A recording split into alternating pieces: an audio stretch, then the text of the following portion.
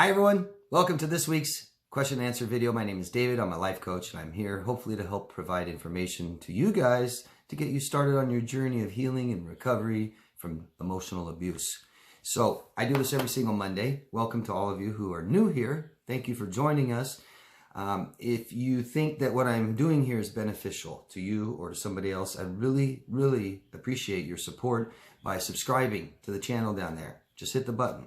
You can vote up or down on the video too, down below, and you can comment down there and ask questions, okay? Let's get involved. Let's try to heal and understand our trauma more, okay? So I recommend something every week. This week, I'm going to recommend better sleep. It is vitally important if we've suffered from trauma and stress that we have sleep. Recent study is very simple. We all need about 8 hours sleep. And if our lives are good and healthy and functional, which yours are not probably right now, we need 7. So we can get by with 7. If we have stress, things like this, we need 9. Okay, real simple, real simple. And it is absolutely crucial and vital that we get better sleep. It's crucial for everyone on this planet to get good sleep. It's a top 5 primary need. Without it, it causes disease. It causes stress, anxiety, depression, things like this, okay? It's the only time our brains really can repair itself. Trauma causes a lot of damage to our brains. I've done many videos on the damage it causes. And sleep helps our brain repair itself. So vital, important that we get enough sleep, okay? So I'm just going to list a few things. I've done this before. This is a new site. I've come up with my own, things like this, but I'm just going to read this one. This is from Healthline. So number 1, increase bright light exposure during the day. I used to caretake for somebody who had dementia, and they experienced something called sundowning. And it's where your circadian rhythm clock gets off balance, and you think that nighttime is daytime and daytime is nighttime, and it gets really confusing, really frustrating, really stressful, and we have horrible days. First thing in the morning, we turn all our lights on, we open the blinds, open the shades, go outside, get the sun right in your face for a minute or two. It tells you to wake up, okay? And then we do the opposite at night. I'll get to that.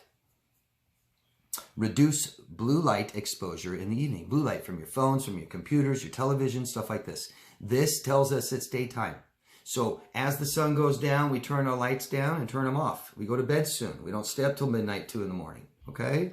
We dim our lights, we shut our blinds, and we try not to look at too much of our phones and computers. Get our stuff done during the day, in the afternoon, things like this, as early as we can, and put it down, okay? Number 3, don't consume caffeine late in the day. If you guys have anxiety disorders, if you guys are having trouble sleeping, we can't consume caffeine at all, I'm taking this a much further step. So here's what recent studies have shown about caffeine. Caffeine's the most widely used psychoactive drug in the world. Okay, so there's a lot of misinformation out there. I'm going to tell you something right now. If you have a cup of coffee at 10 a.m. in the morning, 1 cup of coffee at 10 a.m., at 10 p.m., you still have a 1/4 cup of that coffee in you. Okay, if you drink 2 cups, then you have a 1/2 cup of coffee in you at 10 p.m. I don't know how you're going to go to bed. If you have trouble sleeping, why would you do that to yourself? Oh, I really enjoy my coffee, David. I've heard it all. I know.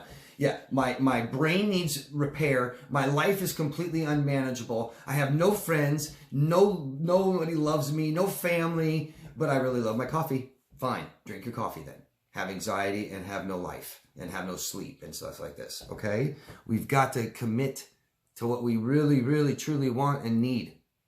And commitment takes space and time. We can only have so much. Right? So we can't commit to everything. We can't commit to saying, oh yes, I can commit to my cup of coffee in the morning and I can commit to good sleep at night. Nope, can't. Gotta pick one. And I just hope this at least brings some awareness to you. And that includes all caffeine, guys. Okay? Soda, stuff like that. Number 4, reduce irregular or long daytime naps. If we go to sleep during the day, our brain says it's nighttime, time for sleep. It doesn't know you want to take a nap. And then you get up in a 1/2 hour, and now your brain says it's time to get ready for the day. It just screws you up. Don't do it if you can. But we need enough sleep, so don't get me wrong.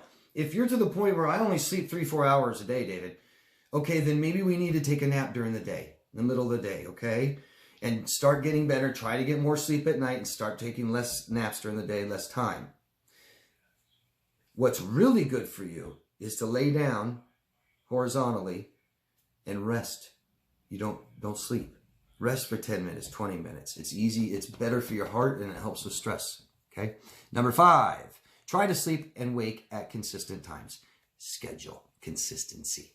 Okay. Our brains need that, and our clock inside needs that. Number 6, take a melatonin supplement.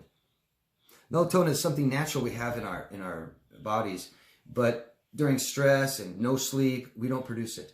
Okay, so we give ourselves some melatonin. It relaxes us and helps us sleep, so we can get enough sleep and start producing melatonin on our own. Number 7, consider these other supplements: ginkgo biloba, glycine, valerian root, magnesium, L-theanine, lavender, and I've recommended many, many more on my videos. And by the way, you guys who don't know, I recommend something like this every week. And I've been doing these videos, I think, 4 or 5 years. So there's a lot. Number 8, don't drink alcohol. I cannot stress this enough, guys. If you guys have PTSD, if you're dealing with stress and you're dealing with loneliness and grief and all these things and anxiety and depression, absolute worst thing you can do is drink alcohol. And I know you guys go, yeah, but I cut down and I drink a little bit and I really need to and I really like my glass of wine. That's fine. You're committing to that, okay? I could just go on and on and on forever about how damaging alcohol is to you, how bad it is to you, how bad it makes you feel the next day, how it causes more anxiety and more depression, and it can cause the cycle of drinking to feel better. And a lot of people with personality disorders, I know, do that, okay? Like I said, I could go on and on. It decreases melatonin right there. Number 9, optimize your bedroom environment. Make sleep a good thing. A lot of you guys don't have the best bed. You don't sleep very well. You don't like the noise outside. You don't like whatever it is. Get a nice, commit and invest. Get a nice bed. I highly recommend memory foam and something firm so your spine is straight. Sleep on your side. Get a big badass body pillow. Get brand new sheets, really comfortable sheets, and wash them regularly and look forward to going to bed. Sight, smell, sound. Get cool lights that you turn on. That says it's time for bed. Get something that smells like lavender that relaxes you. Tells your brain time for bed. What was the other one? Sound. Have some cool sound. Chanting monks, drums, whatever. And that tells your brain it's time for bed. And we do this when it's time for bed, okay? Make bed a good, happy thing that you look forward to. Number 10, set your bedroom temperature. I'm not reading these. I kind of know these. But one thing that's really good is take a hot shower or bath before bed and then have it kind of cool in your room. You want your bed nice and warm. You want your head nice and cool, okay? As you're hot, your body works harder to cool itself down. It makes you very tired and sleepy. That's why it relaxes you for bed. Have a nice cool air for your head. You'll sleep worse as it gets hotter. Number 11, don't eat late in the evening. Period. Don't do it. Eat dinner at dinner time, which is a few hours before bed, and then go to bed. Number 12, relax and clear your mind in the evening. Meditate. Put your stuff down for the day. Write your list on what you need to do tomorrow so you don't keep thinking about it, and put it away and say, I'm done with it. And don't look at your phone. Don't look at your computer anymore. Be done with that day, okay? And move on to the nighttime where it's time to sleep. And we start this by meditating. Controlled breathing.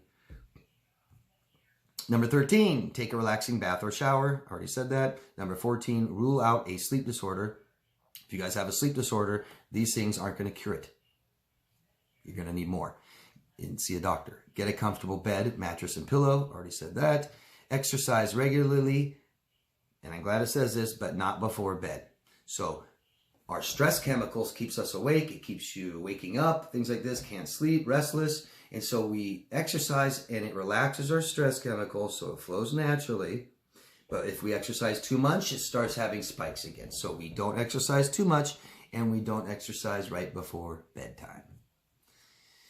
Don't drink any liquids before bed, obviously, because you're going to have to get up and pee. That's the most common reason I hear people wake up, right? I always wake up about 4 or 5 hours. Always used to 3 or 4 hours and go to the bathroom. Now that I sleep better, I still drink liquids before, but I don't wake up now 5 to 7 hours until I wake up and go to the bathroom. But when I needed to, I stopped drinking liquids before and I started sleeping longer. Amazing, huh? And here it has the bottom line. One large review linked insufficient sleep to an increased risk of obesity by 89% in children and 55% in adults. Another reason, huh? Other studies conclude that getting less than 7-8 hours per night increases your risk of development, heart disease, and type 2 diabetes, amongst cancer and other things like that. If you're interested in optimal health and well-being, it's recommended that you make sleep a top priority and incorporate some of the tips above. That's it, guys. Let's get on to the questions. Please get better sleep. Your brain, your life, your relationships, all need it. Emma. Hi, Emma. Hi again, David. I just watched one of your emotional needs videos from 3 years ago, and wow, I really have come far, so far from where I was back then, and I can't help feeling sorry for myself for how broken I have been when I look at your videos. I remember how hard it was to start saying no to people, and now I do it without thinking about it. This is my own work, but your videos have been a really big part of my healing. Thank you for telling me, Emma. Thank you very much. It's great to watch this. It's great to watch people grow. What did I want to say? There's something I wanted to say.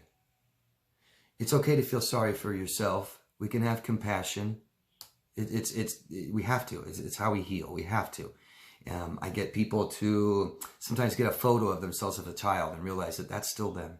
And think about everybody that hurt that little child. And all that little child has is you to protect them. And it's okay to feel sorry for the child. Better than feeling sorry for everybody else, right? So we have pity and we have compassion. There's a little pity and compassion. But my God, you know, I help clients, and the clients, I finally get the clients to, you know, I'm not really trying, but they say, I feel sorry for my ex now. I feel sorry for how broken they are and how bad they're feeling, and they're never going to be happy and stuff like this. And I say, yeah, that's great. That's compassion. And that will help you heal. It's beautiful. If you're going to have compassion for your abuser, my God, let's have some compassion for all their victims, starting with you. Okay? Thank you, Emma. Pink Diamond, I don't know where you are. Oh, and please tell me your locations. Guys, let us know where you're from. I like it. Other people like it. I appreciate it. And you can be general. Pink Diamond says, every person that has been so fast to tell me all their problems and all the bad that happened to them within minutes of speaking to them have been toxic and narcissist. That pertains to the video I made last week. It's so true. We don't do that. And people will tell you where they're at. They'll tell you what they're thinking. They'll tell you what they value. They talk about money all the time. That's what they value. If they talk about poor me, poor me, poor me, they're still victimized. They're not healed. They're sick. We all have traumas, and that's not who we are, is our trauma, and more so what we did with it, right? Emily from South Africa. Hi, Emily. I had a session with a psychologist and told her everything that had happened to me and asked if she had a money sliding scale because my mom refused to pay what she asked. The psychologist said that she would think about it. She later sent me an email saying she can't and have to find someone else. It's not like the psychologist needs the money, because she told me she just bought a brand new Mac laptop and that she was very proud of it because it was so new. Sounds like she doesn't have much money, Emily. But the world only cares about money. So why do you think I only care about money, Emily? I've reached out to you on my own, and I helped you for free. How do I only care about money? And if you're going to say, no, everyone else in the world but me, that's not true, Emily. I'm sorry. I really am sorry that your outlook on the world and people is this negative. You want some advice? You're not really asking. Maybe you are. You want some advice, Emily? Stop. Okay? We have thoughts, we have feelings, and we have action. We aren't in control of our thoughts. We all get thoughts like this. The world only cares about money. And then when we start feeling it, the world just cares about money. And then we start committing to it and telling people the world only cares about money. And then we believe it and we're there. And that is so depressing.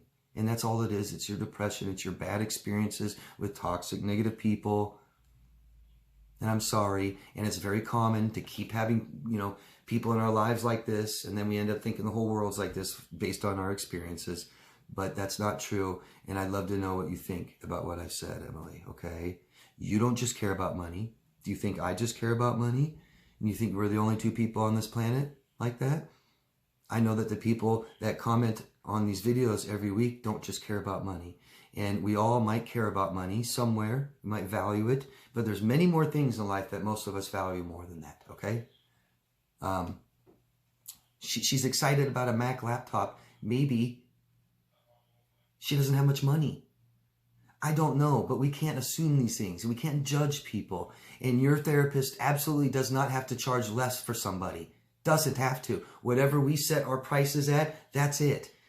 Okay? And sometimes I tell people no when they offer me, can I talk to you for 20 bucks, David? I say no sometimes. Sometimes I say yes. I helped you for free, Emily. So, and if I charge $99 an hour, and if I don't want to charge $89 an hour to help people, I don't have to.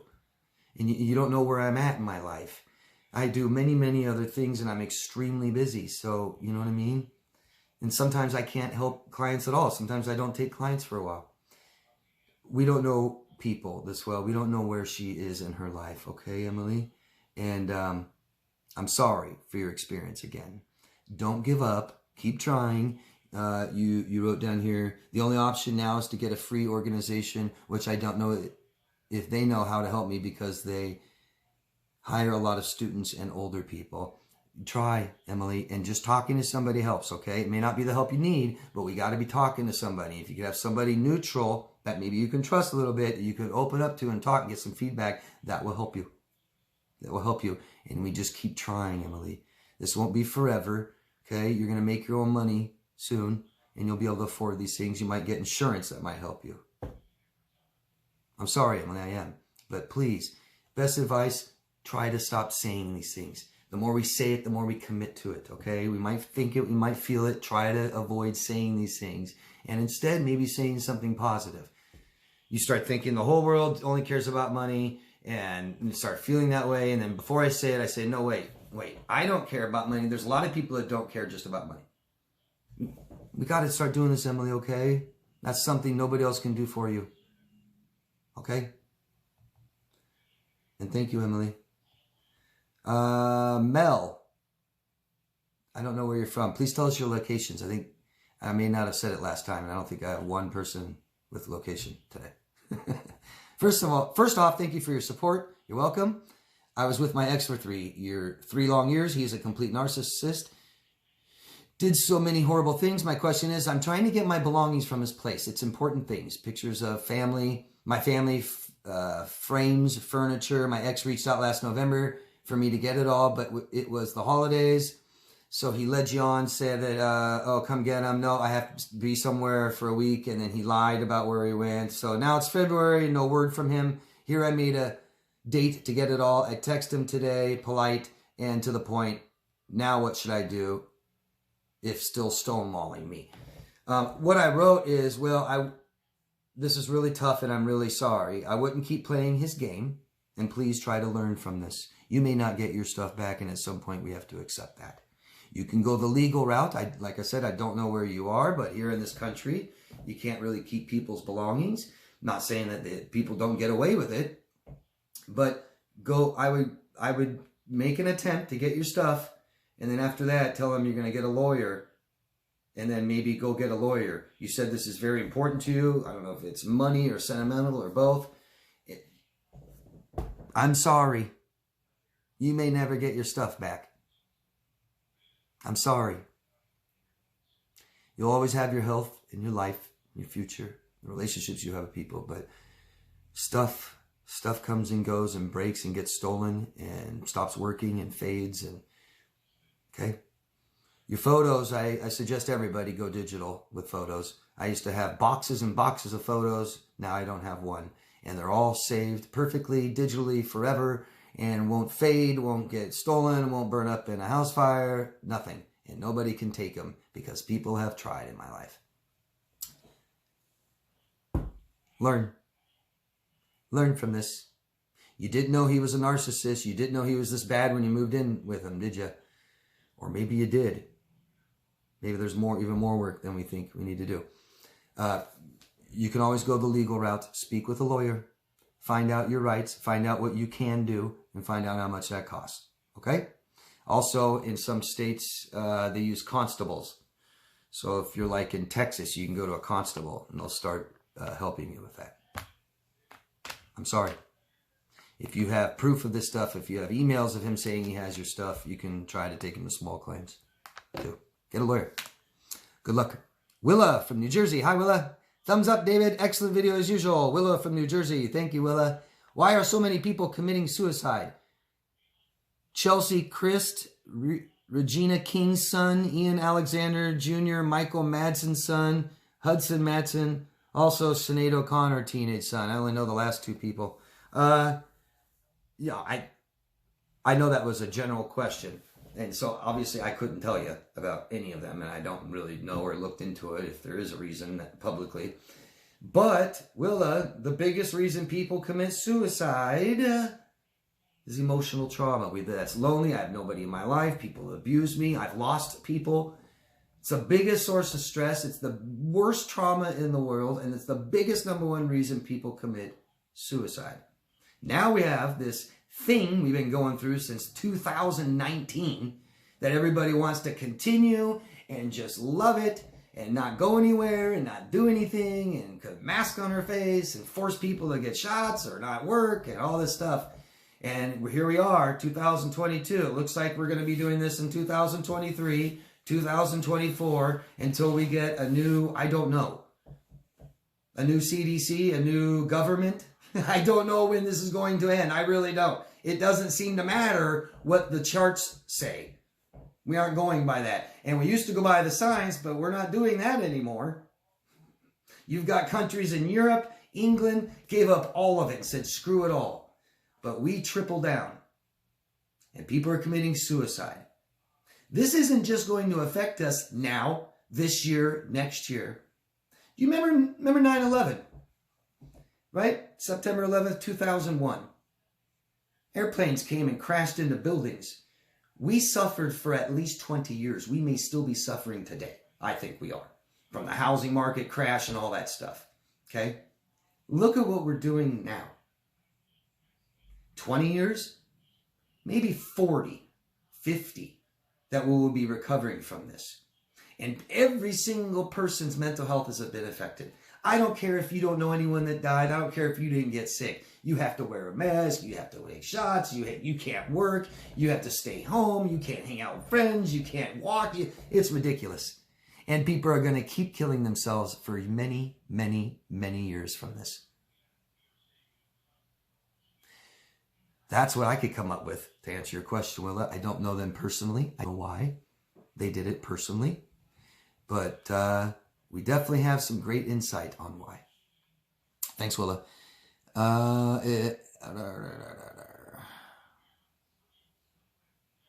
So Emma, again, hi Emma. It's really important to learn how it feels when it starts. Then we can learn to break it. We don't need to get panic.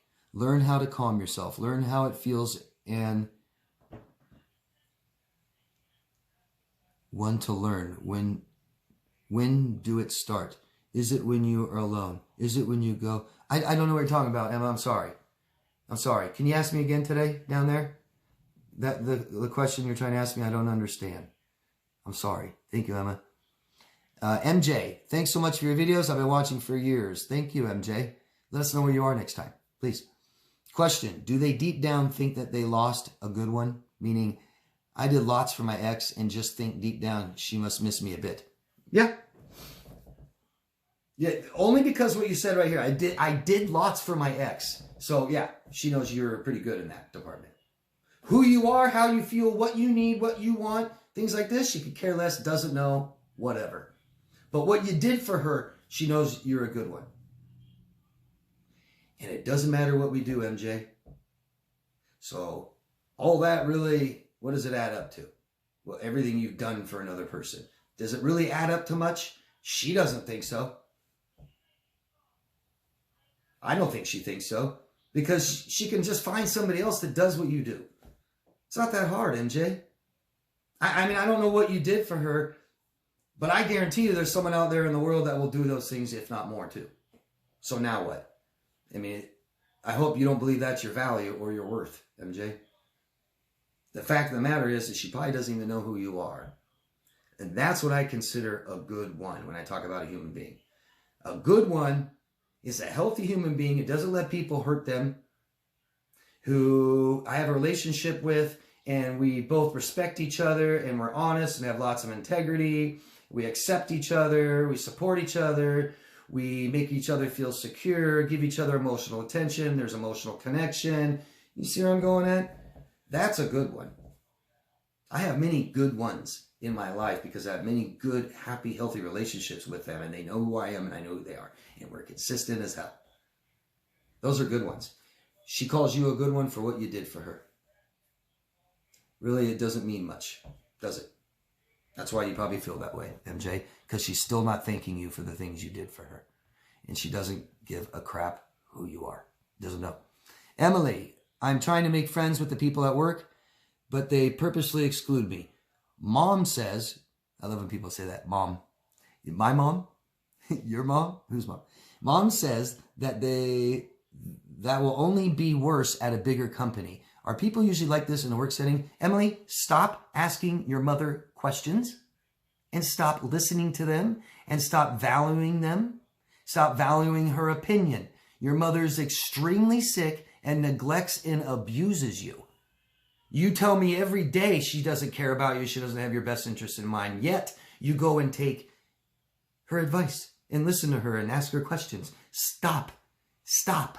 Stop. Your mom is so depressed. Of course she's going to say things like this. She doesn't want you to work. She wants you to stay at home so her and her nasty, disgusting, unhealthy husband can sit there and abuse you. That's it. So no, Emily, your mom's going to tell you the whole world only cares about money. They're all going to hurt you and take advantage of you. It's just sick. It's not true. And first of all, why are you going to work to make friends? Let's go to work to make money. Can we just pick one and be happy with one and go make friends somewhere else? We could take it further. How about let's make family at work? Let's make a husband and children. No, let's just make money. Screw all that. Who cares what they think? Don't talk to them. Don't tell them anything. Don't ask them anything. You'll see that they'll actually like you more. Go to work, make money, come home, stop talking to your mom and dad, talk to somebody who actually knows what they're doing and you can trust and listens to you, and then start forming relationships with different people you've never met before. Good luck. I'm sorry, Emily. We got to stop listening to people who abuse us. And then Emily says, I really don't know who I can trust anymore. My parents care more about themselves than me, and people at work are difficult. So screw the people at work and stop talking to your parents anymore because they don't care about you. You're telling me that. They only care about themselves. Stop talking to them. Stop trying to change them. Stop trying to convince them that they care about you. Stop. Accept mom and dad for who mom and dad are. We already know, don't we? You don't need to tell anybody else. You don't need to tell me. You don't need to change them. You don't need to keep trying. Just stop. Who can you trust anymore? You. You can trust you, Emily, because you aren't going to hurt you. Because you are stuck with yourself. And you will always be there for yourself. And you have to take care of yourself. And nobody else has to. That's why you can trust you. You don't have to trust anybody.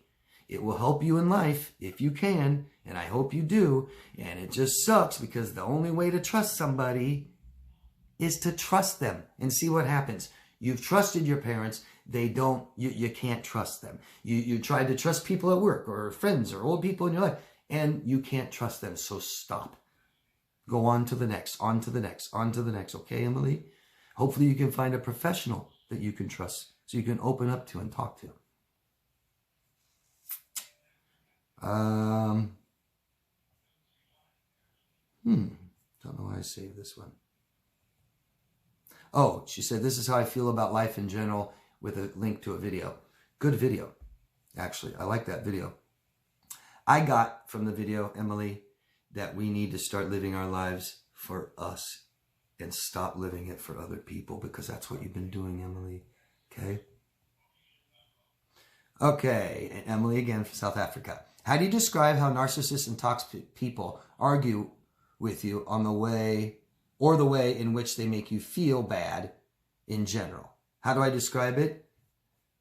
As young, immature, underdeveloped children that don't know how to communicate and won't try or take a chance because they're too insecure.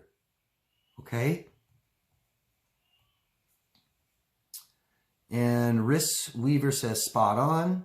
Thank you, Riss, or Rice. Sorry, I don't know how to say your name. You can tell me. I'd love to know. And that's it. That's it for today's video. Thanks, guys. Thank you very much. Ask questions. Tell us your locations. Let us know where you are. Okay, guys? Let's get better sleep. Commit to it. Commit, invest. Say, I'm going to get better sleep. I'm going to bed by this time. I'm going to go get better things for my sleep, for my bed that I like. And I'm going to do what David says and get something for visual, auditory, and smell. There's just 100 things you can do. I make videos about it. There's a whole video on sleep hygiene in my CPTSD playlist. Thanks, guys. Ask questions, okay? Love yourself first. Have a good week. I'll see you next week. Bye-bye.